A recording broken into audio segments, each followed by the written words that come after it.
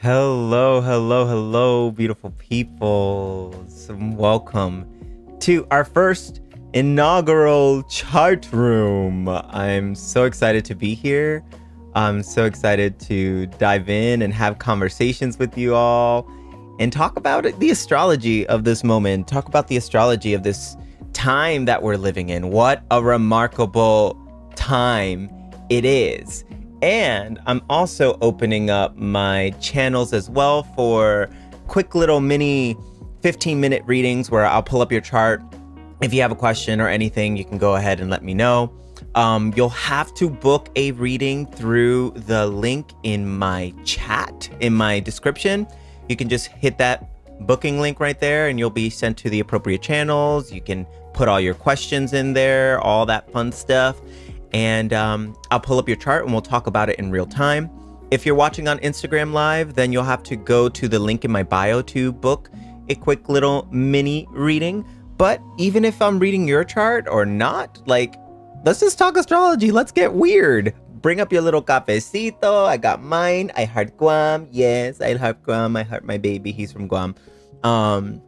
He's Guaminian Chamorro pride, 110%. But we're going to talk a little bit, at least, about the astrology that's most potent and present right now, which y'all, if you already know, it's a very fiery, spicy time right now. Aries did not come to play. And as an Aries sun myself, I am really sitting with fire. I'm really sitting with fire and how it's showing up in my chart as well. And, you know, I'll talk to you, walk a little bit how I'm interpreting it in my own personal life. Because I'm doing the astrology alongside with you. And today is quite clear, just like how Aries energy is motivating me in my life, the sort of action that it's requiring me to take in my life, and the action that it's requiring all of us to take right now, to bring a little insight of this Aries age that we're in currently right now, y'all. We have, well, not right now, but very soon we're going to have all these planets for this new moon in Aries coming up on my birthday, April 17th. We're going to have this huge planet pile up in Aries. And wow, I'm already sort of seeing how this Aries energy is playing out.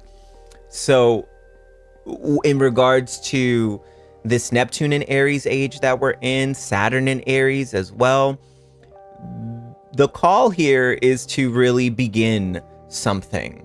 You know, Neptune being the planet of spirituality, the planet of vision, the planet of the world we're building with that vision.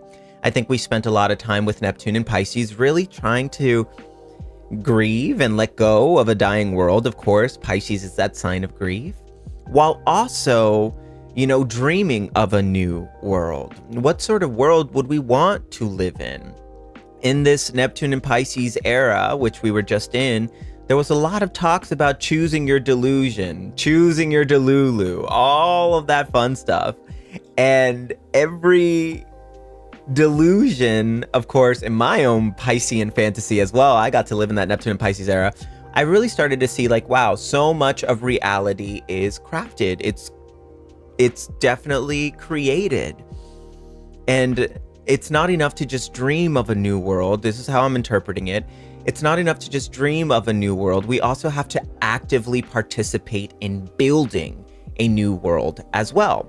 And that's where the Neptune and Aries conversation comes to play. Neptune and Aries is very different than Neptune and Pisces. Neptune and Pisces was, let's dream of a new world. And Neptune and Aries is, let's do the new world. Let's build a new world in real time, which comes with confrontation and just it seems like a radical purging of things, a cleansing through fire.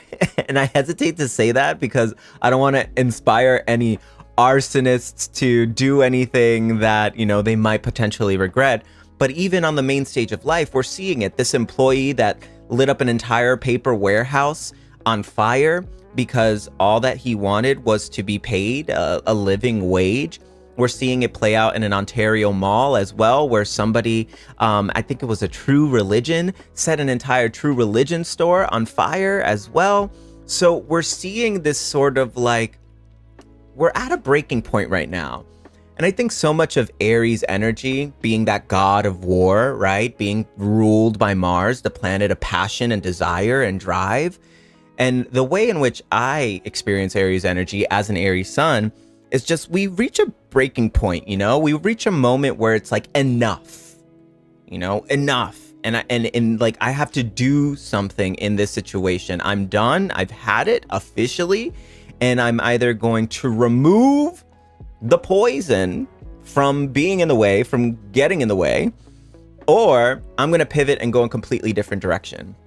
And we're seeing this, you know, really played out, the fieriness of it all, the spiciness of it all. Of course, Aries does come with signatures like war and bloodshed and confrontation and very masculine energy. But on the opposite side of the spectrum, it is the pioneer as well. It is that sort of childlike energy that goes, I've never been there before. I'm going to try that on. I never tried that before. I'm going to try this on. You know, this energy of there is a world. There is a new world here. And it's the energy of seeing the horizon. And perhaps everybody in the village behind you is like, no, don't hop on that ship. Don't go off to the horizon. The sea monsters will get you. The sea monsters will eat you. And something inside of you says, I gotta know this for myself. I gotta see what's on the other side of this. And the bravery that requires. It doesn't mean that we're not scared of what's coming. It doesn't mean we're not scared of trying something new. The goal with Aries is not to eradicate fear, but rather to walk with it hand in hand. It is to be in action, be in participation mode. Instead of waiting to be invited to participate, inviting yourself to participate, understanding here that bravery is absolutely found in action. Bravery is found in action. It's found in the doing. It's not found in just like, one day I wake up, I feel ready to do all the things that I say I want to do. It's like, nope, I'm going to get up and I'm going to do it. Even though I'm throwing a temper tantrum, even though all the feelings of like, oh no, I don't know how to do this. I've never done this before. Who cares? Figure it out on the way. Who cares? Figure it out on the way. We care so much. We care so much. And it's important. I think the Pisces era really taught us and showed us how much we care. And it's important to care. It's important to care. But we also need to do something with that caring as well. We also need to do something with that care. We also need to do something with that love. It's not enough to just want something. You also have to actively engage with it and do something about it as well. So this is the energy that we have going on right now. Well, you know, very soon we're going to have this whole planetary, for this new moon in Aries in particular, we're going to have all this Aries energy really activating right now. We have the sun in Aries, we'll have the moon in Aries, Saturn in Aries, Mars in Aries, Neptune in Aries, Mercury in Aries. So it's going to be spicy. It's going to be very spicy. You know, I really encourage you all to listen to the fire that's getting activated in you. Now, the fire can be productive. I want to make that very important. Fire can be productive and it can also be destructive. So distinguishing how you utilize that fire so you build worlds instead of destroying worlds, very important. Very, very important. You know, your anger is sacred, your passion is sacred, your desire is sacred, and using it in productive ways is what we're moving toward. Of course, we're seeing it play out in a very shadowy sense, people using fire, especially with the orange Cheeto in himself, like definitely using that fire to destroy worlds. But much like if you look at astrology, even if you look at the Tao, yin and yang, all of these ideologies, it's about both. It's about knowing what both things are and finding that middle path, finding how you move through it and choosing how you move through it. We cannot control the world. We cannot control others. But we do have a say in how we move through this particular moment. We do have choice and free will in how we move, okay? So all this energy spent on trying to control other people and trying to like pick apart other people and how they're using fire, It's wasted energy. It's wasted time, honestly. The best solution that you can have right now, the best solution that you can provide right now is taking that finger from going outward and going inward and saying, cool, how can I breathe new life into this moment? You know, there's nothing new about this moment that we're experiencing either. There's nothing new. There is absolutely nothing new. We have been here before. Empires have crumbled before. War has been before. People feeling like it's the end of the world. Nothing new. Same story, different cycle. This world will be here, whether or not we actively participate and engage with it or not. It's completely up to us. Now, how you utilize this moment, that is your free will. That is Aries energy, free will. Outside of anyone's influence, outside of anyone's high praises. It's your free will, your prerogative to seize this moment and to do something with it. To which on the other side of the spectrum, people are like, but I don't know what to do. Do something. Do anything. I want a community. I want to feel like I'm a part of something. Well, then go to your community. Be a part of that community. Show up to a town hall. I want to be an artist. I want to create things. Well, then show up and create things. You know, my partner and I, we talk about it all the time. Instead of being a wannabe who just wants to be something and wants to do something, we got to do the do. You know, we got to be the be instead of wanting to be the be. And in the process of all of that, of course, it's going to be clunky. Of course, it's not going to be easy. And that's the thing. Sometimes in order for us to be the bee, we got to sometimes do things we don't want to do. Or rather, do things that the ego doesn't want to do because of fear, because of rejection, because of like failure or fear of success even. But fuck that noise. If people are literally forcefully carving out their own way through this world, what makes you think you can't do the same? We can all do the same. And that's the Aries gusto right there that says, I'll do it. And somebody says, you won't. And then Aries says, bet I will. I absolutely will. Aries is the first sign of the zodiac. It is the beginning of a cycle. It is true beginning of something here. So I think so much of the astrological energy right now is pointing us toward, hey, it hasn't happened before. It hasn't been done before. It hasn't been pioneered before because you haven't been here before to pioneer it through. It's up to you. You're the one who creates the reality. You are the deliberate creator of reality. You choose through your action, through your will, through your desires. It's not enough to just passively wait by and say, I want this. And that's where this whole Neptune and Pisces era, the Saturn and Pisces era really painted this image of just like, oh, I'm just going to dream it. I'm going to manifest my reality by just sitting here and visualizing it. And Aries comes into the conversation and says, it's not enough to just visualize something. You got to actively engage with it as well. You got to actively engage with creating and curating and pioneering reality. Aries hears this idea of like, you can't teach an old dog new tricks. And Aries says, I'm never old. I'm never old. I'm always new. I'm always fresh enough to learn something new. And I can. Whatever this idea says, whatever the words inside of you that say, I can't, it's an illusion. It's not real.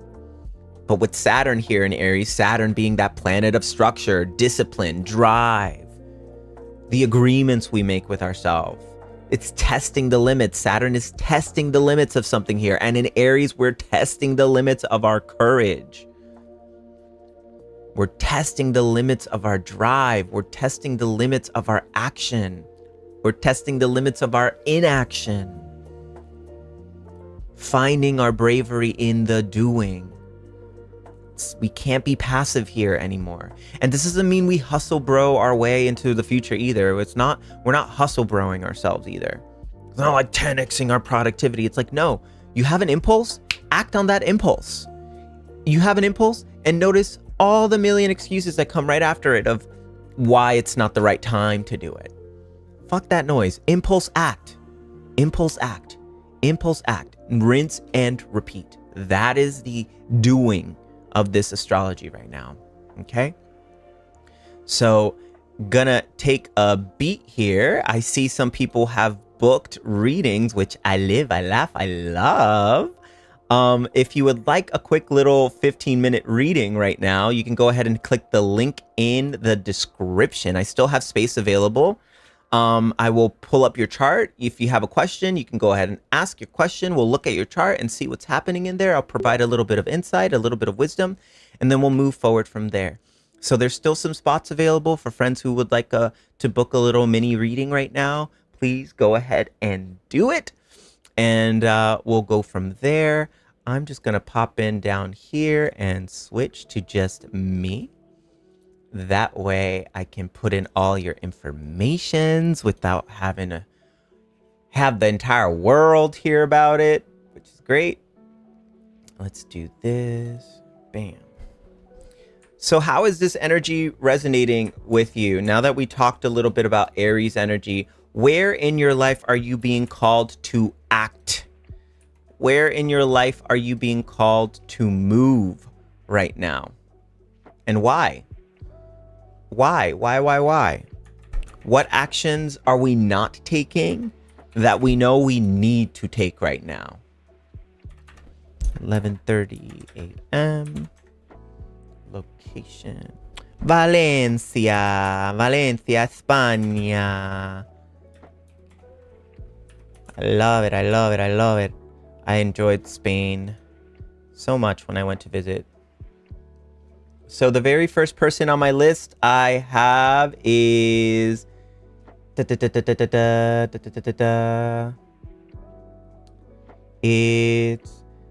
Darío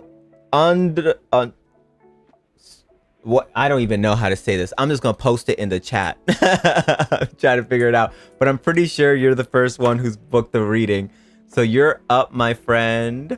And then anybody else who feels like booking a reading, I'd love to read your chart. I'm shifting through identity from an online career built on something I want to run away from and integrate.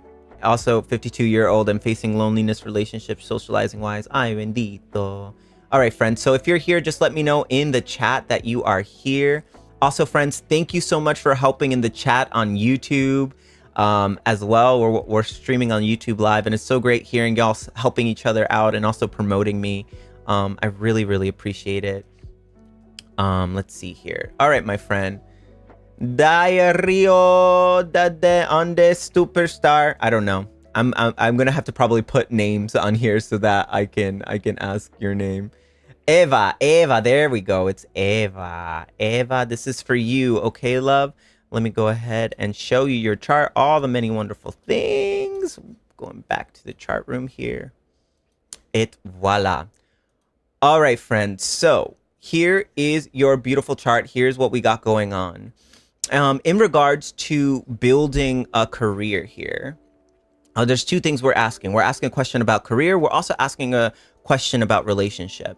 And the very first thing that's standing out in this first reading of your chart is this is really a moment about what you want, what you desire. And I think we've probably gone about creating career, creating this idea of legacy in a very traditional way. And we're not thinking outside of the box enough, okay? Two things that are getting activated in your life right now. First, we have all this Aries energy in your first house, specifically Chiron in Aries, which Chiron is in Aries right now. To show you the transit bi-wheel, on the outside here, we have the transits happening, and in the inside is all you, okay, baby? So here we have Chiron in Aries. Chiron is Aries is transiting right now, really activating this first house, which is asking you like, I want to be seen, but I want to be seen for my authentic self. Again, all these themes about action and drive. What actions are we not taking? And if we're leaving this world of online business, if we're trying to run away from something, I think it would benefit you to ask yourself, like, okay, have I been masking? Have I been, doing this online business game through a mask or through the idea of what I think traditional work needs to look like, right? I would also question here, Where is the community as well? Looking at this stellium here in your 11th house, we have Aquarius energy. And Aquarius is the black sheep of the zodiac, the innovator, the one who is on the outside looking in. And we have Venus in Aquarius. We have Mercury in Aquarius. We have Jupiter in Aquarius here. Jupiter, that planet of luck and abundance and opening up all those many doors here. And I would question if whether or not we're thinking outside of the box enough. To which we have a little push and pull energy here. On one side of the spectrum, all of this Aquarius energy really wants to think outside of the box, right? Really wants to go to the places that no one has gone before. And then we have right here in close conjunction, all of this sun in Capricorn energy. Capricorn who just like really wants to do good work, really wants to be recognized. So there is this part of you with your sun sign that wants to be recognized for the work that you do. I would say here with 11th house Capricorn though, it's really about creating a sense of legacy through community action and building. In the 11th house of community building, all right? So thinking about, okay, cool, what legacy are we building in relationship and community? And through that, you will find your ideal partner. You will find your ideal mate. You have Uranus, the planet of twists and turns and sudden sort of like aha moments. This is the planet of just like, whoa, I didn't see that coming, right? In Libra, which says the way in which you find relationship in your life is gonna suddenly happen.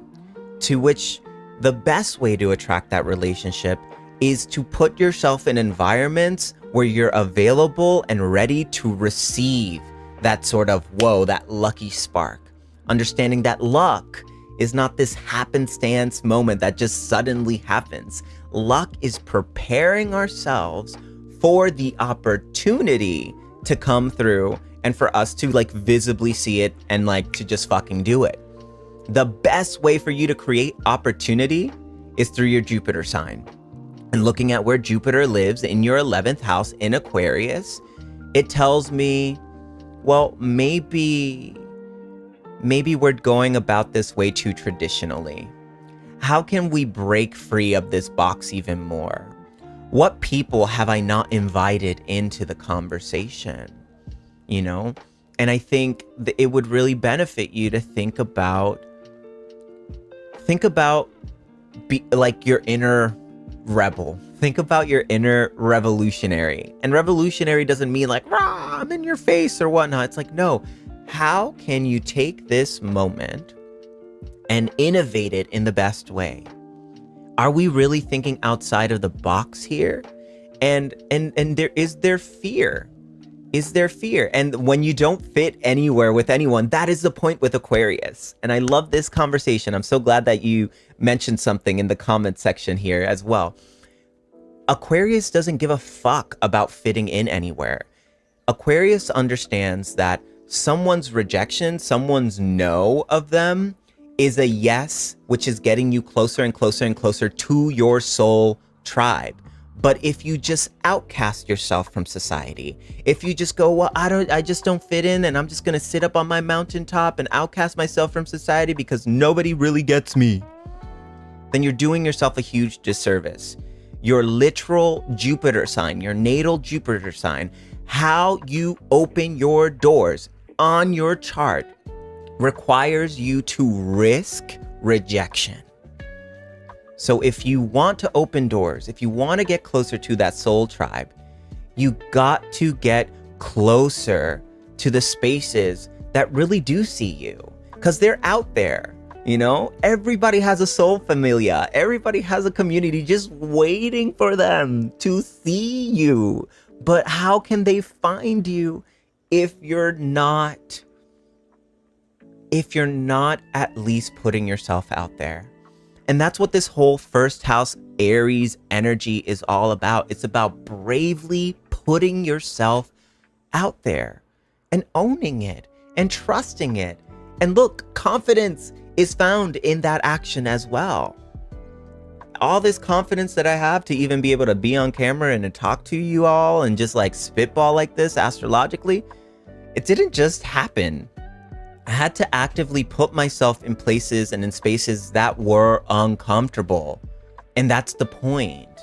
You know, listen, it's in your chart. It's in your DNA with this 11th house energy, with all this stellium up here. It is in your chart to have and experience a family of people you feel bonded to on a cellular level. But you got to put yourself out there, my love, and get out of the whole analysis paralysis here as well. You know, you have all the information you need. Gemini South Node, God, analysis paralysis. You have all the information you need. Now go out, engage with the world. North Node in Sagittarius, which says, give yourself a direct experience of faith and trust and belief. And like, there's a much bigger thing.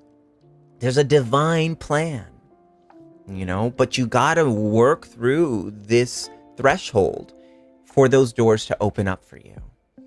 This is the moment with North Node and Sagittarius that you open your heart, your soul, your energy to the universe, and you say, God, guide me, show me, steer my ship, give me these opportunities. I am so ready, and I'm ready to receive these blessings. I'm ready for the change. I'm ready for the ride. I'm ready to journey instead of destinate. All right.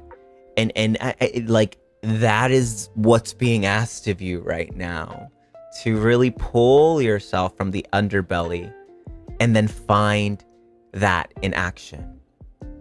So the divine plan, the like natal Saturn here is saying we're not being brave enough. You know, I don't think we're being brave enough. I think there is Saturn here in your 12th house, transiting through your 12th house, really wants you to deeply spiritually own yourself, own your being. Saturn in Aries wants you to have a deeper conversation with God, source, creator, universe on a deeply spiritual level. Like, what is the dream here? We're looking at 12th house territory. 12th house Saturn here really wants you to every day, day in, day out, go spiritually into the underbelly of self. Find out what the thing is that's clunking it up. Get clear on that vision so that you can go, great, I know the exact action I need to take right now. You've been Capricorning it too much. I would say you probably are Capricorning it too much. Anybody I'm sitting with who has a sun in Cancer and I'm trying to guide them through something like this, it's like, we're thinking about this too logically, too practically. And again, we have South Node in Gemini, which loves to logicalize all of this. And we need to give ourselves inspiration, give ourselves experiences that put us in alignment, that give us an example. That's North Node in Sagittarius. In the 9th house of philosophy, beliefs, higher learning, Sagittarius here needs a direct experience with universe, source, creator, God, spirit guides, whatever. In the 9th house, we need to give ourselves new experiences, things that we've never done before, brave things. In the 11th house, I'd say, I don't know, fuck it. Sign up for an open mic night, you know, take a dance class, sign up for a mutual aid network that is doing some really beautiful work on the ground. Think of ways in which you can connect to that humanitarian impulse in a way that isn't like we see, in a way that pushes against the grain. That's the energy, all right? That's the energy. But there's also a lot more that we can sit with and talk about in your chart. I would say really start sitting with 12th house energy, okay? You cannot word what you want exactly because you're thinking about it too much instead of finding meaning in experience. That's North Node in Sagittarius. And if that feels weird to you, good. That's the point. North Node is not supposed to feel good to anyone. North Node is supposed to feel like weird and uncomfortable and like not the first impulse. So get out of the thinking, get more into the doing, and get more into like deeply meaningful spiritual doing, I would say. Like book a sabbatical, travel somewhere, Get out of the box. Get out of what you know. Sagittarius needs travel, needs a little wanderlust. So if you can do that, great. Great, great, great. If you can do that, and you'll see. Trust and believe. The rest of your chart will open up for you once we get into that North Node in Sagittarius. All right, my love? Thank you for booking a reading. Thank you for trusting me. And if you, of course, want a longer extended reading, we can book an hour-long session and really walk through and sink our teeth into some of this, some of these transits as well. So there's that too.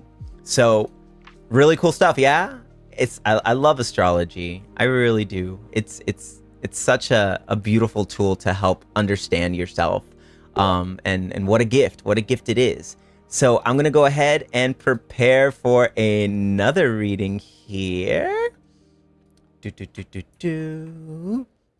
So hopefully that resonated for you, love, and hopefully that unlocked some things for you, because there's a lot there for you. There really, really is a lot there for you to step into if you were to really just try on experience. You can't think your way through this.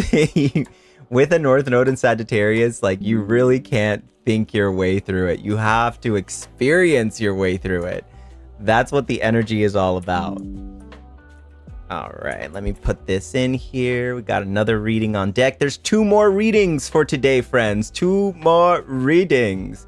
So if you would like to book one, grab the last 2 slots. This is really fun. Let me put this in here. Orange.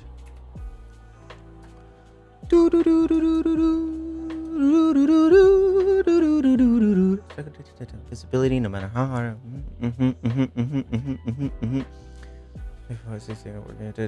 Waking up earlier than my luck. Just doing the thing. Let's see. What? Oh. Okay. Yes. Got it. All right, cool. Let's get into this next chart over here, friends. And let's see. Pull up this invite. Next on deck, we have Real Estate Witch. I love. For friends watching on Instagram, by the way, if you're wanting to book a reading, it's linked in my bio.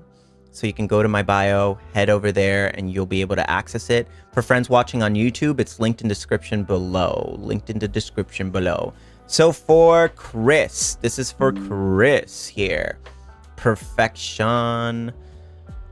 So right off the jump, what I'm seeing is this. Right off the jump for Chris is that we got to do some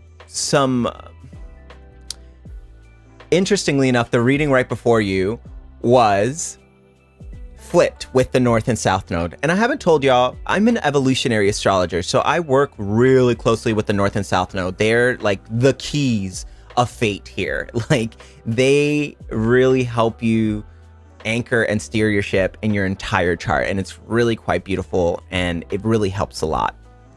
So South Node tells you your karma, like where you've come from, your baggage. And your North Node is that North Star. It's what we're meant to grow into. And in the last one, we had it flipped. You know, in the last reading, it was North Node in Sagittarius, South Node in Gemini. And with South Node in Sagittarius, I would say that there's a lot of beliefs in the way that are keeping us stuck in this sort of clunky content creation visibility game. And looking at where your 10th house energy lives, look at this pileup, baby. There's a lot of 10th house energy. So you are absolutely meant to have a career. You're absolutely meant to be visible and to be seen in the world in a way that it's like you're seen on stage, for sure. Now, you look down here, directly opposite all this 10th house energy, which is about legacy. It's about building something, right? Something of importance, very Capricorn. Across from it, we have your South Node in Sagittarius with a close conjunction of Neptune in Sagittarius, which amplifies this South Node. Now, with South Node, we're looking at the shadow of that archetype. We're looking at the shadow of Sagittarius, and the shadow of Sagittarius is pessimistic, pure pessimism. I would say in a past life, you probably were very regimented, maybe religiously indoctrinated in many ways. I would say in probably a puritanical way where you weren't fully allowed to be yourself or express yourself without shame, without guilt. I would say in a past life, the ideas of visibility were probably very dangerous. You know, to risk rejection would mean to be like, talk about, also with Sagittarius being a fire sign, talk about witch trials, a trial through fire. Like there's that energy there with this South Node Sagittarius, which creates a sense of self-sabotage. So our beliefs, whatever beliefs we have around visibility and what it looks like to be visible in this world, are also amplified by this Neptune in Sagittarius as well. Neptune being the planet of vision, Neptune being the planet of bigger picture, all of that in Sagittarius. I would say the South Node beliefs that you've inherited, which is the fourth house. Fourth house is also the house of ancestral baggage. It's the ancestral foundation. It's the emotional pulse that steers a lot of the decisions we make in our life. And if those emotions are out of whack, then our entire chart is out of whack. That fourth house is literally the trunk, the root of your chart. And we have two energies, contrasting energies here. We have the sort of dogmatic, I keep hearing Frollo from Hunchback of Notre Dame, like, hellfire, hellfire. It's very that's the South Node, that's Neptune and Sagittarius as well. While also over here in the fourth house, we have Jupiter in Sagittarius and Uranus in Sagittarius. Jupiter being that planet of abundance, of luck, of how we open doors. Uranus again being that planet of shock, twists, turns, like those sudden like, whoa, didn't see that coming. And in Sagittarius here, so we have push and pull in beliefs. We have the very heavy, dogmatic, almost puritanical beliefs around visibility. And then we have the part of you that really, really wants to believe in something. Really, really, really wants to experience the world. Really, really, really wants to just like, fuck it, to be free, to not be chained or bound by whatever these beliefs are. Now, I would say with South Node energy, we're really good at practicing these limiting beliefs. These limiting beliefs are super ingrained in our DNA. To which the only medicine here for you, a medicine worth exploring, is through that Sagittarius placement, the Jupiter in Sagittarius, of every single day bringing yourself to the belief. I think of Abraham Hicks. You know, I really think of Abraham Hicks, and I got some comments here of like, do you still do Abraham Hicks? And I'm like, absolutely. When I'm in it, I'm in it. When I'm not, I'm not. But this idea is that a belief is a thought that you contain, that you believe to be true, that you think to be true. And Jupiter here is asking for you to actively participate and engage with belief building even more on a consistent basis. I would say with South Node and Sagittarius, we wake up with more heaviness than lightness. And the highest octave of Sagittarius is pure optimism. Seeing the silver lining in everything. Seeing every moment as rich with this odd, like synchronistic, just like, wow, what a game. That's very Sagittarius. Like, what a game is this life? What a game is this moment? Like, God, you're so cool. Universe, you're so cool. Like, wow, this is awesome. And I would say with Uranus here, very close to your Jupiter, there have been moments in your life where suddenly the solution is just like dropped on your lap. And you're just like, whoa, I spent this much time getting in my way when the solution was literally right there. I think in many ways, the universe sort of like, boom, shocks you into realizing just how much we're not setting ourselves up for success. To which your North Node here offers another component to this whole conversation. North Node in Gemini. I would say here, what questions are we not asking? That's a very North Star, North Node, higher octave Gemini question, which says, what questions are we not asking?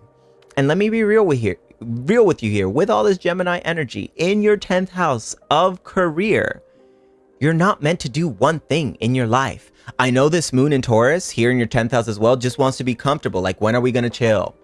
Also, Virgo rising. When am I just going to figure out the one thing? You know, what is wrong? An obsession with what's not working instead of an obsession with what is working. That is the evolutionary leap here. All right. All this 10th house energy says, can we build a career, a legacy, an entrepreneurship or whatever that we can change when we want to? We can shift when we want to. We can move when we want to. So whatever legacy you're building, can we create it in a way that, sure, it has this umbrella, but underneath that umbrella, you can move whenever you need to and whenever you want to. I think we're moving through entrepreneurship and career in this sort of like, but I'm following the rules. I'm doing what I've been taught. Very Virgo rising. I'm following the rules. I'm following the framework. Instead of like following the feeling, following the curiosity, following the things that make you go, whoa, that sounds exciting. That sounds fun. I would say also here with 10th house Gemini energy, we're not learning enough. We're not actively learning enough. Gemini is the student of the zodiac. So in these moments where it's like, gosh, I want to be seen, I want to be visible, I would say you probably want to be seen and visible in your excitement, right? In things that you're actually curious about and not in the things you feel begrudgingly obligated to. So we got to find the curiosity first, I would say, for you as well, real estate witch. We got to find the curiosity first and work from there. Gemini in the 10th house goes, whoa, I just learned something really cool and I have to share it with the world. I just learned something really cool and I just like have to talk to somebody about it. Not, I just learned something really cool and now I have to create a 5-month long masterclass on it so that I can, be seen. No, it's like you want to be seen in your excitement, in your curiosity. Okay. Which means we have to go outside of our comfort zone. We have to challenge our beliefs here with Sagittarius South Node as well. We have to challenge all beliefs and move from like, life is this, period. My job is this, period, to a more ellipses. Like Gemini up here in the 10th house is to surrender to the eternal ellipses, the ... of it all. There's a lot more that you don't know than you think you do know. Sagittarius South Node is rooted here and going like, but I know this to be true. I know this to be fact. This is my belief. This is what I believe in. But if your beliefs are getting in the way of expanding yourself to curiosity, if your beliefs are creating more heaviness than openness, then that's where the work is, my love. Okay? That's where the work is. I would also motivate you to look at your people pleasing as well. I think we are really good at it and probably putting on a show for others. Whereas Venus and Leo in the 12th house, we're talking about putting on a show for yourself, baby. And then bringing that show publicly, We gotta know what that energy is for us first before we put it on display for others. Okay? Because if not, we're kind of just like, we're not gonna get to where we want to get to. When we get there, it's gonna be exciting. And trust and believe, with Uranus entering Gemini beginning this month, this whole 10th house is gonna go through massive innovation. Talk about Uranus transiting to your 10th house. Your career is not going to look the same after the 7-year transit. Like, it's just not. Your career is going to look radically different. And I think the more you surrender to it changing and the more you absolve this guilt of like, but why haven't I figured it out, right? Why haven't I figured out the thing? Like, the better you will be for this era of your life, okay?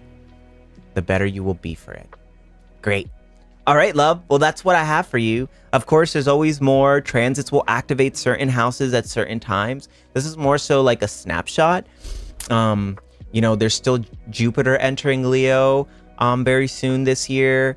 This whole Uranus and Gemini conversation is really going to be interesting for you. I'm really going to activate that North Node. But overall, yeah, there's that. We got to do some belief building here. Build some beliefs.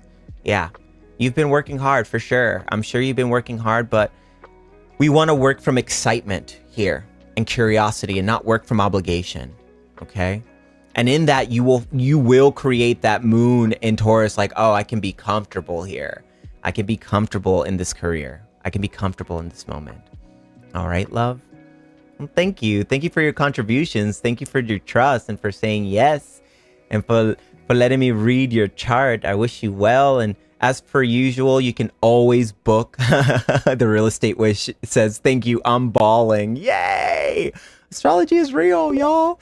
Astrology is mad real.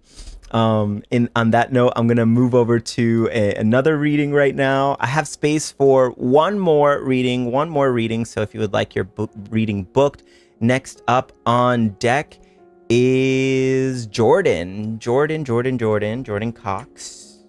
Sorry, I said your last name. Jordan, you're up on deck. Let me just put your information in here and we'll get moving.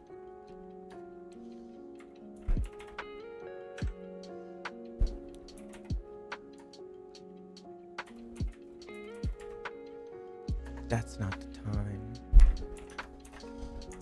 And for people curious about what software I'm using Luna Astrology.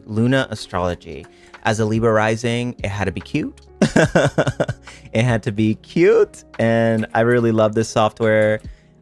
I think it shows the chart in a very beautiful aesthetic way that, I don't know, for me, it feels more approachable. So really, really exciting. All right, let's see here what you got going on. Yep.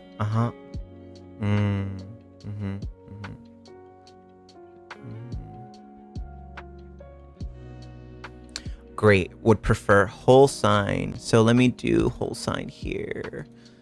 Thank you for letting me know you prefer whole sign. I usually read Placidus for one-on-ones because I feel like it's more accurate for me. But if you're vibing with your whole sign, you're vibing with your whole sign. That's great.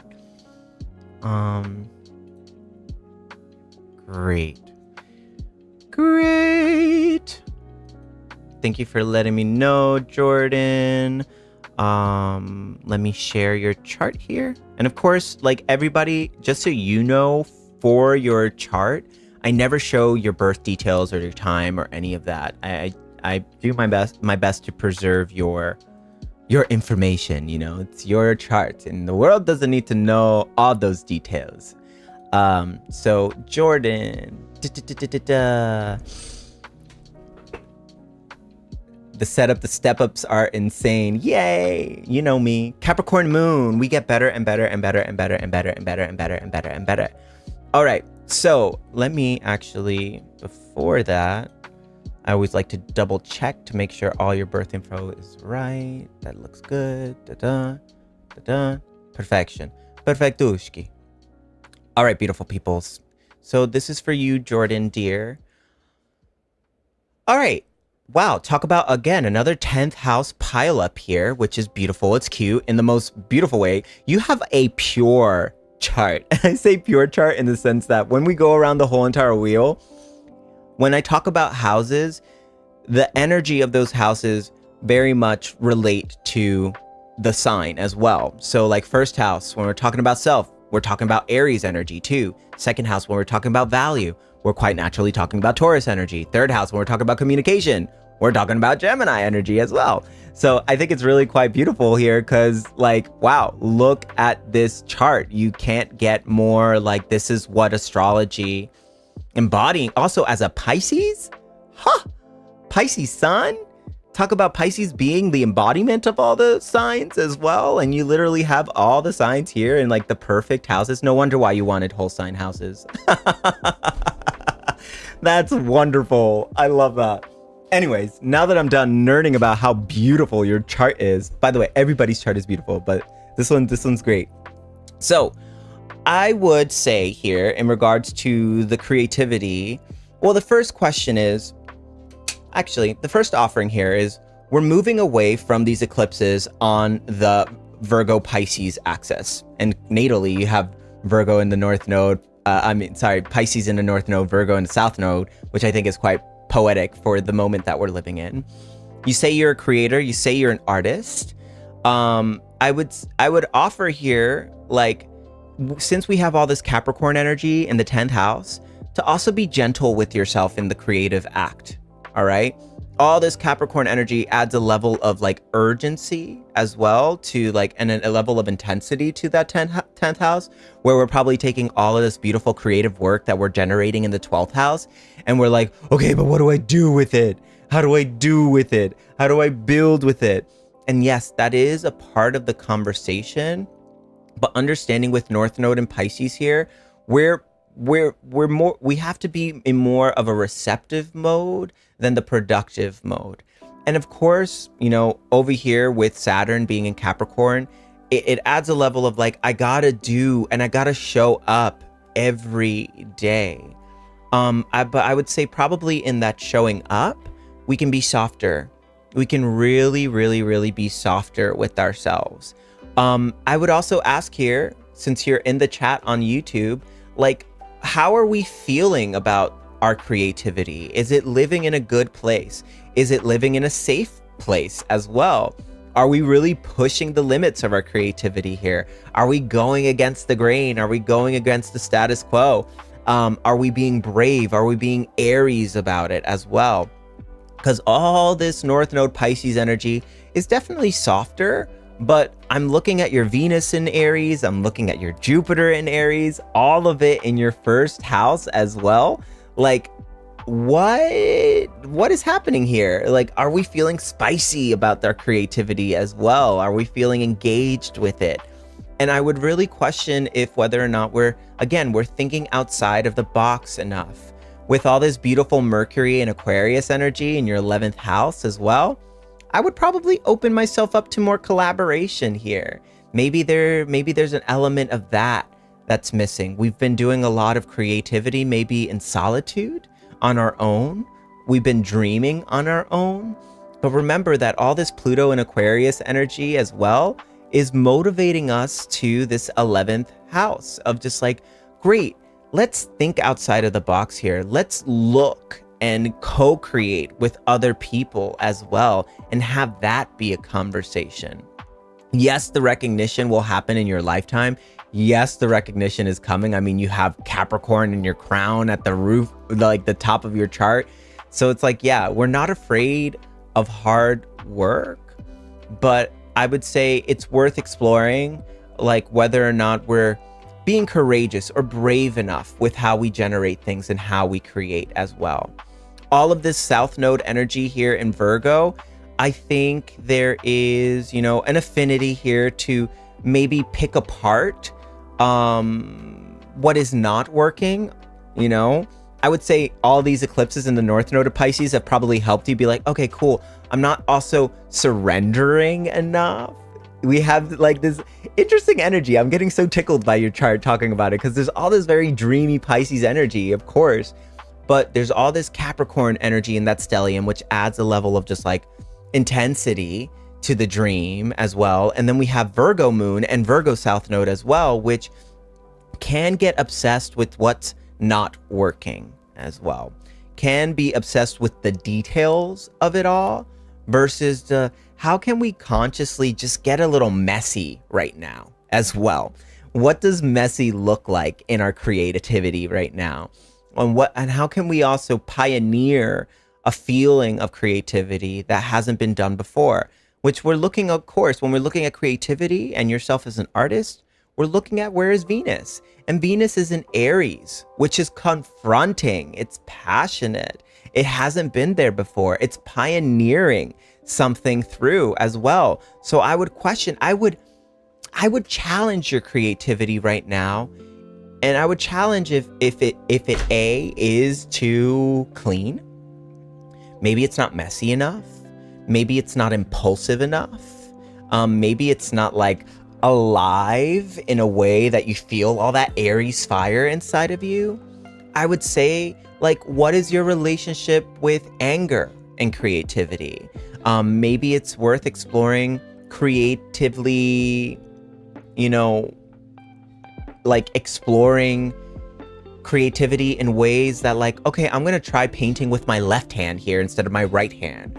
Or I'm gonna, you know, get a group of people to co-create one big old masterpiece, and you're gonna do this and you're gonna do this, and you're gonna add the music. And how do we make creativity an experience? And I think now more than ever, creativity is so important, you know? Creativity is what ultimately creates worlds, right? And we need creatives, we need artists to step up and to document what we're experiencing and how we're moving through this moment. You know, I would go to a piece of artwork from a turbulent time over some historian that's telling me what the astrology was like, or like what the times were like. I would rather go to a creative person who maybe wrote a poem or created a movie or something to document the tension in the time. And again, with Pisces, we're looking at also creating with paradox as well. We're painting with all the colors, right? We're not just painting with the grief, we're painting with the joy, we're painting with the hope, we're painting with the faith as well. It's how do we prismatically engage and include other colors in the conversation as well. Perhaps we've been so focused on just one color, and in a very Virgo way, we've become very good at painting with that color. And now we're stretching it to include other conversations right now as well. So we, in this moment, get to bring, especially with North Node in Pisces and Sun in Pisces, the full picture of experience, of life, of this moment as well. And I would say with Aries in your first house, in ways that it hasn't been done before. And Jupiter in Aries too, like how you open doors depends on your ability to test the limits of yourself, to go to places that people don't normally go to bravely enter and passionately, impulsively challenge oneself as well. Talk about reinvention. And not just any reinvention, like in a scorpionic way, it's very like watery and like, oh, I'm shedding so much. But in Aries goes, I'm done with that. I'm actually interested in this now. It's very like, this is me now, Aries energy. And then it's like, I'm bored playing with this toy. I'm going to play with that toy because I've never done that before. So really checking yourself here, like, okay, what toy am I picking up? What toy am I putting down? It doesn't mean we're not going to return to that toy, that device, that mode of creativity. It just means we're going to try on something new. You're going to try on something new. And how you open your doors natally in your chart, looking at your transit, the transit wheel here as well. We got the sun pressing on this Venus in Aries. We got Chiron really pressing on this Jupiter in Aries as well, which is saying like, okay, are you really ready to be seen as well? Like, can we be seen? Like, maybe your creativity is missing an audience. maybe your creativity is really missing an audience, and like maybe we haven't, like maybe we're really afraid to be visible in that way. You know, all this Virgo energy as well in your sixth house of service is going like, well, who am I to be seen? Virgo is a very humble sign. It's like, oh no, it's not about me. It's not about me. And it's like, come on, babe. 10th house, Capricorn stellium. It really is about you. It really, really is about you. But, you know, your creativity, if you're only hoarding it for yourself, if you're only like hermiting it up without like putting it out into the world bravely, like you're not going to activate this 10th house stellium in the way it's supposed to be activated. Okay. So maybe thinking here in the 11th house territory, thinking about a community you can engage with, people you can engage with, spaces you can engage with. Maybe there's an open mic night or an open artist night, and you're just like, fuck it, I'm just gonna go and be with my weirdos of artists and creatives and misfits and just like see what that's all about. And I think that'll give you a lot more energy. So yeah, That's what I have. Of course, there's always more. But I feel like I gave you a lot for 15 minutes. But I love this stuff so much. Thank you, thank you, thank you, thank you, thank you. You paid for a reading, but it won't let you. Oh no. Well, I'm currently booked up for readings. If you booked a reading, of course I have space for, like, we're doing these, we're doing these every Thursday and Saturdays. Thursdays will be more in the evening time, my time, to give like those people who came out of work some good astrology time, and Saturdays will be more around this time. I'm sorry you had an issue though, love. So if you try to create an account, so if you booked a reading, you should have entered an email, and it should have made you choose a password as well. I'm not sure if the landing page had a problem. Actually, let me see real quick here. I'm going to troubleshoot this real fast. Next up on deck, just so you know, is Bo. So, oh my God, Bo. Hi, Bo. I love you, Bo. Next up is Bo. While you're getting yourself ready, Bo, I'm going to just troubleshoot this real quick for El Major, yes. And then we'll enter your astrology reading, Bo. Let me help you real quick, love. I'm sorry you had a problem logging in.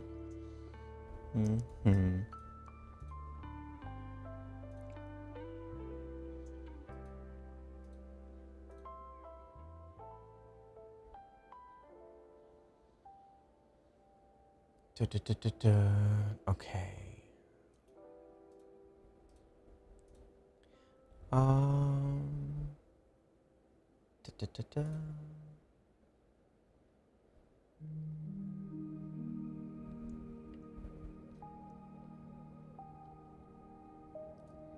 And El Major,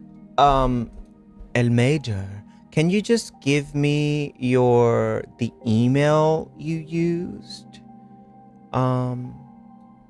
If you don't mind sharing that information on here. Actually, yeah, I just need to look up your transaction so I can help you.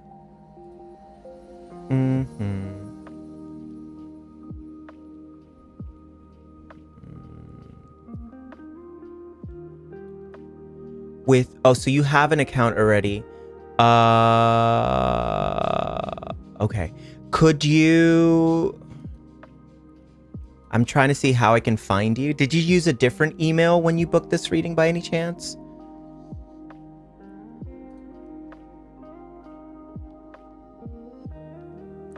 Get some troubleshooting on here. You logged in with your OG. Okay. Okay.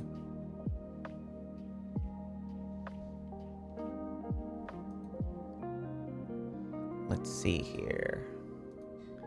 Troubleshooting. And just so y'all know, I'm all booked up for today, but I will be back on next Thursday and next Saturday. So there is that. You can go ahead and book your reading for then, and we'll do a chart reading for you. Thank y'all for booking. Appreciate you.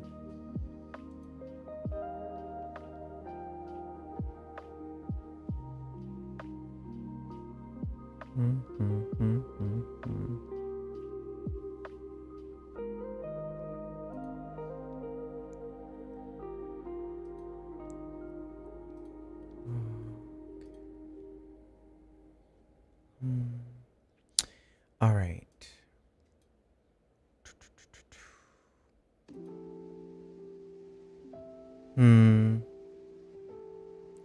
Okay. El Major, can you please just send me an email at this email right here? I'm going to post it in the chat. Just send me an email with the email you used to purchase your reading, and I'll help you from there, okay? I'll help you from there. We'll figure it out, though. Your reading is not gone. We'll figure it out together.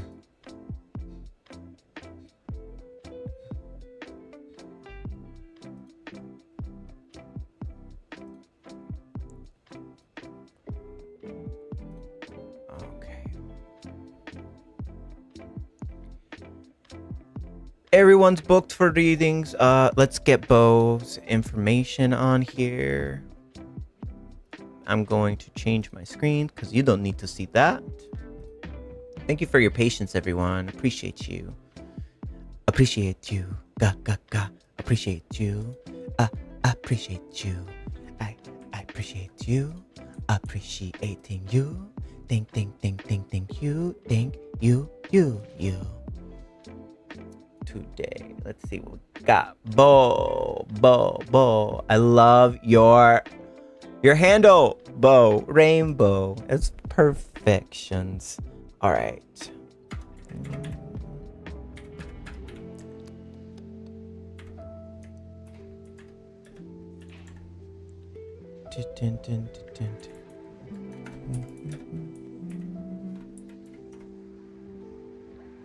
Confirm. All right. Let's see here.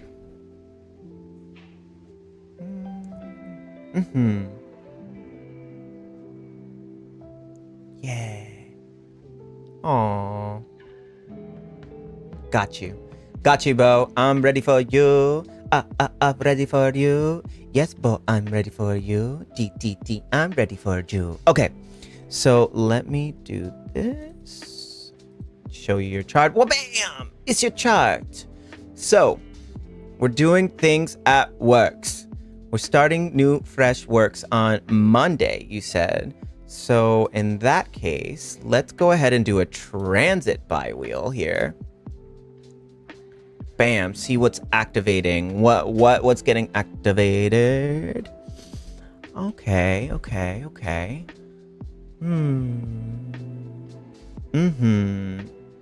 A lot of starting new energy, really activating your 6th house of service here, just so you know. So 6th house of service, 6th house of skills, 6th house of how we contribute to the collective as well. I would say what we're looking at here as well is that there's a part of you that really, you're entering a new space where sure you're providing. I love that we're entering the healthcare space for LGBTQ plus communities, because that's very much the 6th house of service as well. It's a good opportunity. And I think what's coming up for me is when we think of bravely being of service, right? When we think of bravely being of service, when we think of bravely leading a way here, when we think of pioneering a sense of service as well, that meets and reads the room of the times, right? Can we trust that? Can we trust that part of us, of ourselves? Can we trust our fire? Can we trust our passion? Can we trust how we provide service, how we lead? Because it's beautiful. And I think there's a lot of energy right now really activating that house, really wanting you to really test the limits of your leadership as well. Although we're entering a space where we're working with, LGBTQIA plus communities and doing all the things, of course, there's that feeling of like, I don't want to get this wrong, and I don't want to say the wrong thing. And when we enter new environments, it can be a lot sometimes, for sure. But I think I encourage you to trust your authority in these spaces as well. And also trust your truth, trust your feelings, trust your impulse, and trust what you're witnessing in the environment you're in. Of course, any new job or any new space comes with, okay, I'm going to learn the ropes and I'm going to see what the environment is all about. I say absolutely throw yourself into that. But as well, plus, I would say start peeping for yourself like, okay, cool. This is what I can bring to this environment. This is what I can bring to this service. This is what I uniquely bring to the spaces that I'm in and am involved in. All right. I think on top of all of this, it is your Jupiter return, right? Your natal Jupiter is in Cancer. Right now, Jupiter is in Cancer. Thank God it's out of retrograde. Jupiter being that fairy godmother energy in Cancer as well, which is all about caring. It's about empathy. It's about our emotions. It's about mom as well. It's very maternal, Jupiter in Cancer. And what Jupiter in Cancer is doing right now in your ninth house, it's reinvigorating and helping you re-own how much you deeply care for others. I would say with someone who has a Jupiter in Cancer placement, like your care and deeply caring for others and yourself is how you open doors and opportunities. So putting empathy, putting care at the forefront to help people belong as well, right? I nearly asked my mother for this instead. Wow, the synchronicity is there. Yeah, so I think like connecting to mom energy can really help you as well. And really being spicy with that mom energy in the spaces, in the ways you serve. I would say here with Jupiter squaring your sixth house here in Aries, how you serve and whatnot, we have Aries that just wants to like take action and to be bold. And Jupiter in Cancer that wants us to soften and to also put our heart at the forefront. So that's what I would encourage you to do. You know, before entering this place, really setting that intention of like, universe, God, source, creator, soften my heart. But like, don't harden it either. With that sun in Capricorn, there is a hardening tendency, right? But like, soften my heart, make me open, make me available to the environment that I'm in, and help me trust my impulse. Help me trust my fire. Because, you know, I think we're entering this Renaissance era right now of what care looks like. And that's what Jupiter, that planet of philosophy, that planet of care, that planet of love, is really motivating us all collectively at some point and in some area of our life to explore. And in the ninth house of philosophy, we're talking about your core belief systems rooted in care, rooted in empathy, rooted in understanding, rooted in the security that comes from going, hey, here, let me hold you. Let me hug you. Do you want a hug? Can I embrace you? Warmth as being the thing that helps people belong, feel like they belong. So I think knowing and just like before this job comes in on Monday, doing all that like spiritual, philosophical rooting work of like, cool, the work that I do is rooted in love and care and empathy and understanding. And in the process of that embracing, I do everything in my power to make sure I lovingly also call out and call in the ways in which it doesn't look like that. 11/11, woohoo! So worth really exploring here of like, great, let's bring care, let's bring love. And I would say on top of all of that, let's bring questions as well. North Node Gemini, all right? We're moving away from South Node Sagittarius. Again, South Node Sagittarius really wants to root and bunker and anchor and just like, but these are my beliefs and this is the way life should be, to a more of like, great, I cannot make life what I want it to be, but I can ask better questions. I can ask better questions. And I think it would really help you do that. I love that you're aligning with this space, you know, that LGBTQ plus community. I mean, come on, rainbow, bow, it's beautiful. As a queer person, I'm just like, fuck yeah, I love that. It's giving very much Aquarius in the fourth house, which Aquarius in the fourth house means like, I'm going to make the misfits, the weirdos, the outcasts, those outliers in society. That's my foundation. That's my place. That's where I feel like I belong. So trusting that as well. And maybe in this space of service, asking the space and the environment, like, hey, have we considered this? You know, how do we celebrate quirk in this space? You know, fourth house, that's your foundation. It's like your quirk is your work, baby. I'm also always insecure about how well I love and care. Am I doing enough? You know, yeah, that's very Capricorn. That's very, very Capricorn. That's very Chiron and Capricorn too here in the third house of belonging, in the third house of communicating as well, which feels like I gotta work hard for this, but you don't. I'd say your softness is your anchor. I'd say you absolutely are doing enough. I'd say you can trust that as well, and make softness the thing that guides. I would say with such Aries placements in the 6th house, there's always going to be that pulse of like, I can do more and I want to do more, right? So that's beautiful. I think your action and your impulse really does inspire other people as well, which you can own more. But if the work that you're doing is coming from a place of insecurity versus a place of like, no, actually, I love this, I'm passionate about this, I'm excited about this, then great, keep going in that direction. And if it's coming from a place of like guilt and insecurity and fear, this, like, you know, South Node in Sagittarius feels like they have a debt to pay as well. Like there's this karmic debt. Talk about the image of like a monk, like, or like a disciple or somebody like whipping themselves because they don't feel like they're enough through the eyes of God.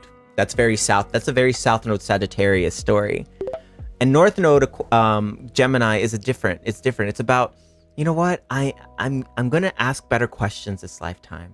I'm gonna ask more questions, right? And there it is. Yes, I worked my whole life for this job. And like, celebrate that. Capricorns need to celebrate themselves more. I'm just gonna say it too. Capricorns absolutely need to celebrate themselves more. There's this like perpetual mountain that Capricorns sometimes feel like they have to climb, but you can trust, like, you reached the summit, babe. And you can celebrate yourself for that. And of course, this summit is the bottom of another summit. Great, that's awesome. But for this moment, pull out the picnic blanket, celebrate yourself.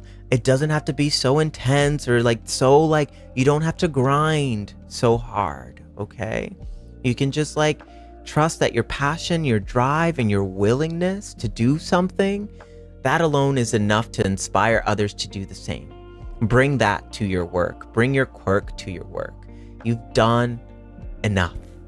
And you should, instead of going into this space, I would encourage, instead of going to this space like with like, I'm worried about I'll mess this up, they chose you, you know? They chose you. There was something that they saw in you, whether through interview process or whatever.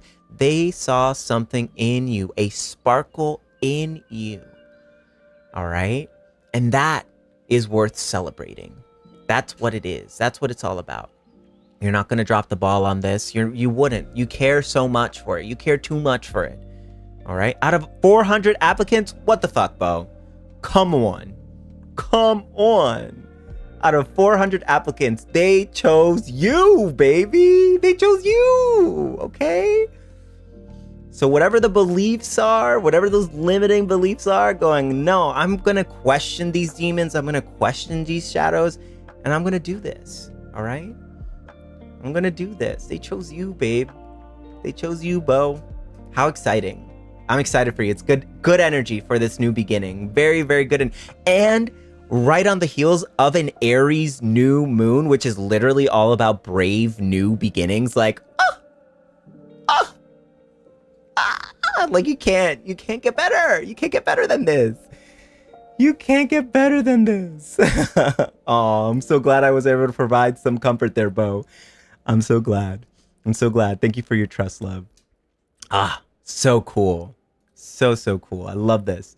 All right, upward and onward, friends. We got a couple more readings here to go. How cool. Thank you for your trust on all of this. We have one more reading here for Mariell. And actually, I want to get this set up for El Mejor. El Mejor. Are you Here, El Mejor? Let's see.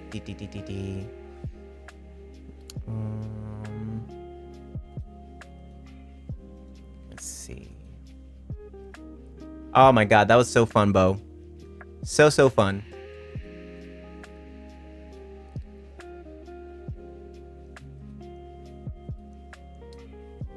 Yeah, Bo is absolutely gonna rock this. They're gonna rock it, baby. Let's see. I wonder. Oh, I don't really understand what super chat is, how I got here, and but I want to have this. Thank you for your gift, Night Vision. I appreciate you. Yeah. Also, for friends who want to book a reading, it's linked in the description below. on YouTube, so you can book a reading there. And I'm booked up for today, but I have spaces for next Thursday and next Saturday as well. I'll be doing this twice a week. So. And didn't ask also, just want to know what the universe is saying to me because it's speaking loud, I think. All right, love. Great. Let's get your chart in here, Mariell, and we'll get that going.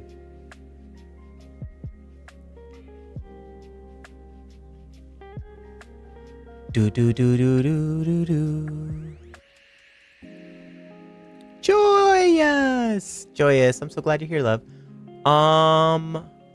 You booked a one-on-one reading with me. So these are different. These are just like quick little snapshot readings.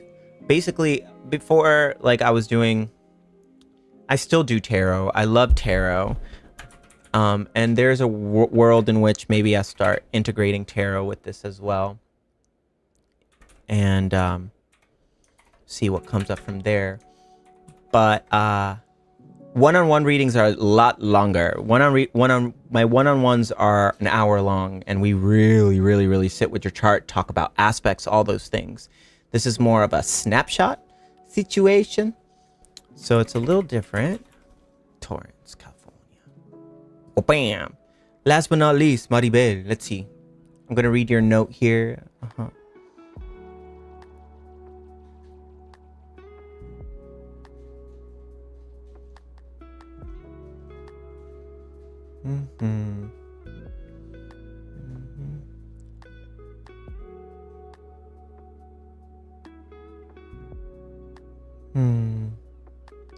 Oh, okay. Oh my god. Oh my goodness, Mariell. Here we go. Okay, let's do this. Let's pull up your chart here. Ding. Ding, ding, ding. Okay, so this message is for Mariell and also for anybody who probably has this astrology in there as well. So the very first thing that's coming up for me is this Aries stellium in your literal 10th house of career. You're talking about making career changes? Yeah, of course. Universe is loud right now in the sense of like making moves, making money moves as well. 10th house of career, 10th house of legacy, 10th house of all the things. And in Aries, interestingly, we have two kind of challenging planets, or whatever you want to call it. Chiron is more of an asteroid. South Node is like a point on the moon, a node on the moon. So they're not really planets, but we have kind of shadow Aries here, right? And then we have some beautiful Sun in Aries, Mercury in Aries, Venus in Aries. And I would say you probably find yourself in jobs that ask you to lead. Like you probably move up the ladder quite quickly, because there's that Emperor energy. I'm thinking of the tarot card associated with Aries. It's the Emperor. There's this sort of like, yeah, sure, I can do this. I can be a leader here. Now, with all this Libra energy directly opposite, I would say with 4th house Libra energy, especially with Pluto and Libra here in your 4th house, I would say we probably lead for others more than we lead for ourselves. So in regards to the job that might be changing, I would ask if it's just something familiar and something that you already know. Cancer rising has a tendency of also like kind of bunkering down in comfort zones as well. And part of the evolutionary leap of Cancer rising and all this Cancer energy is to go outside of our comfort zone, right? But with 10th house Aries energy, we're talking about really being a passionate, bold, brave leader. And also like excitement. Are you excited about the work you're doing? Or are you feeling like, gosh, just having to be responsible as well? I would say 10th house Aries energy, like you're meant to build your own empire. It's meant to be your own. So yeah, sure, whatever, play by the rules, do the thing. But where's the fun? Where's the play? Where's the excitement? I think we've gotten very good at being the boss of other people's creations, probably. And well, like, but what about our own things? What about our own projects? And also with Mars here in your 9th house, like, where's the spirit? Where's the spirituality? Where's the sort of like deep, meaningful quality to it as well? Now, I would say whatever empire you end up building, directly opposite, we have North Node in Libra as well. So we're moving away from control, which is very South Node in Aries. Control, control, control, control. Shadow of Aries, like control, obsessive, explosive sometimes. And kind of we have blinders on, where we're very much, and in career, like we have blinders on, and to a certain degree, I'm sure it helps in your career because it creates a level of hyper focus that your work probably demands. But we're moving a North Node in Libra, which is about balance and calm and paradox and relationships as well. So yes, we're building an empire, but we're building an empire with relationships that can hold this empire all the way through as well. I would say with all this Aries energy in your 10th house, thinking of career and thinking of it, forget about the money. I know money is nice. Money is great. Jupiter in Taurus, come on. You love comfort. Like comfort, comfort, comfort. You want to be comfortable. And comfort is something you want to have in your life. But with 10th house Aries energy, Aries is in your 10th house, love. Just check in which house. Yeah. For Mariell, Aries is in your 10th house. So with all this Aries energy in your 10th house, we're thinking of bravery. We're thinking of challenges. We're thinking of those things in life in a career sense that make our hands sweat. So if whatever career you're heading toward right now, if it just feels like another comfort zone, I would challenge that. If it's, again, you said in your notes, like, I'm afraid that I'm not going to grow if I go back to this old job. If that fear is there, more than likely there's some accuracy to that. You need an environment career-wise that challenges you to grow, that also gives you freedom and autonomy to be your own boss and to do it your way. And if we're going back to an old company, that's a very South Node, Chiron and Aries as well. We're talking about old baggage, karma. So like going back to something that used to be. But all this other Aries energy, we have Sun, Mercury, and Venus, which is asking for something new, something fresh. And maybe sticking to the fresh thing is the solution. Right now we have the Sun, which is hitting the South Node in Aries. We have Chiron, your Chiron return as well. What do you want, love? Mariell, like, what do you want? What do you want? How do you, if we were to remove stability and like money from the conversation, when we think of an environment that we love being seen in, that we love taking space in, that we love claiming ownership in, what does that look like? And does this old job have it? And if it does, great, keep going. And if it doesn't, if going back to something old is just going back to something old out of convenience, then maybe it's worth pausing for a bit. If we can look at the safety and security and stability we have in something that is new. And that's also an Aries trope of just like, oh, this isn't it going to go to a new thing. Oh, this isn't going to go to a new thing. But the Saturn in Aries conversation, Saturn being that planet of like discipline and structure every single day in a sign that's just like, this isn't it, move to the next thing. This isn't it, move to the next thing. Saturn here is going like, can we stick with something long enough to see it all the way through first? Before making an impulsive decision, before making a hard left turn, can we stick with something long enough to go, okay, cool. Now I know. Now I know. I see how this helps me. And mind you, this conversation that's happening right now in regards to your career is the prologue of a much longer 14-year conversation that Neptune is going to be pressing on the 10th house of career, right? We got 14 years of Neptune in Aries really wanting you to pioneer a career that hasn't been done before. Hopefully something that has a lot more spirit, a lot more meaning, and a lot more just like inspiration. Like, we deserve to be inspired by our work. Now, mind you, it doesn't mean that they're going to all of the work we do is going to be inspiring, right? That's not what I'm saying here. Sometimes we got to do work that's unglamorous. That's the Saturn part of the conversation. But it's also worth exploring that, cool, maybe something about this job that I'm in is new territory. Yeah, sure, the pay is a little less, whatever, but I am growing. I am being challenged. And like, it's like I am learning, getting to meet different parts of myself, different parts of my leadership is getting stretched here, and the skills required for that. And you never know, you might end up getting a raise.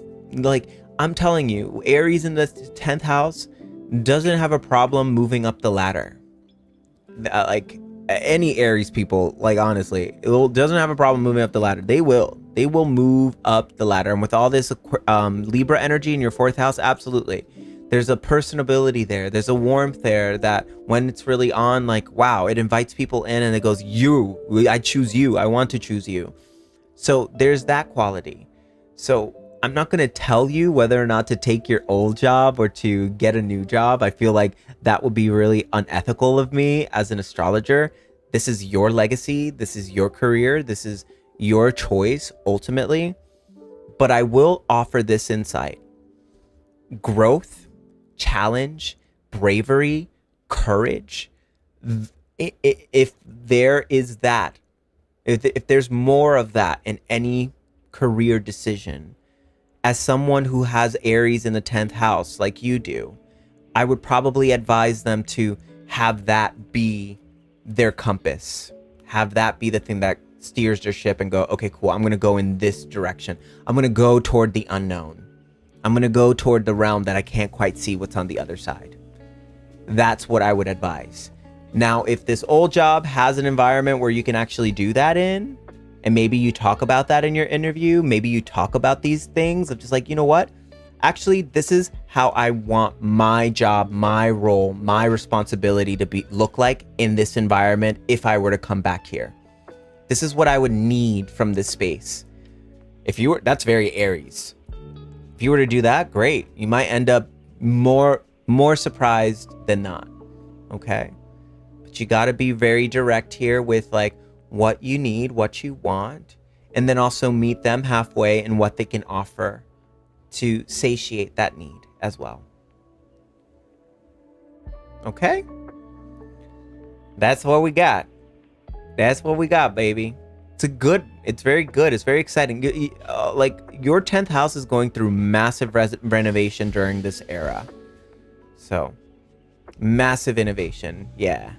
You're very welcome, love. And like, I would just like, also think about new. Think outside the box here. Aries wants new.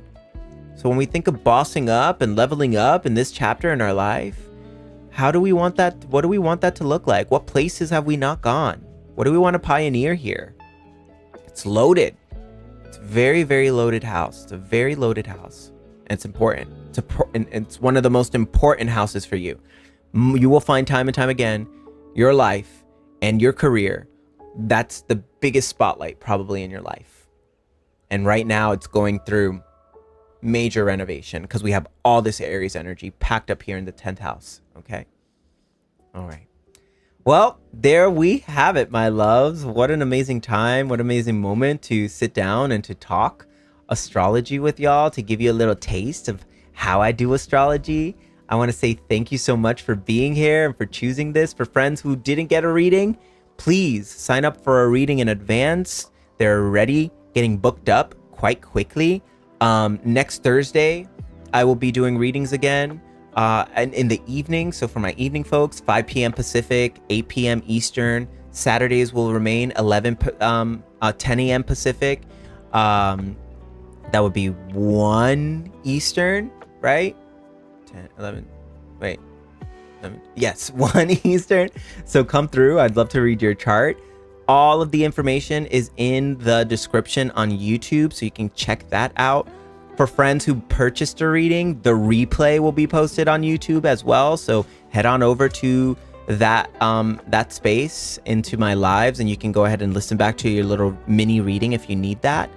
And yeah, book your reading in advance. For people who are watching on Instagram, it's linked in my bio, so go for it. All of it is in there. And thank you so much. Thank you for your trust. Thank you for saying yes. Thank you for being here. And I'm so grateful that I get to do this work. Y'all are a huge part of that. So bye for now. Lots of love. I'll see you next Thursday for an Aries new moon. How exciting. Aries new moon next week. All right, friends. Lots of love. Bye for now. Thank you for being here. I'll see you very soon. Mwah. Bye, everyone.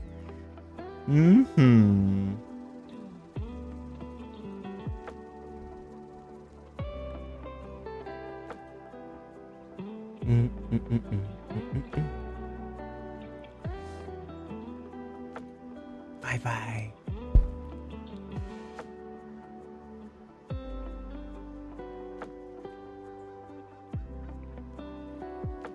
Happy New Year, finally, indeed.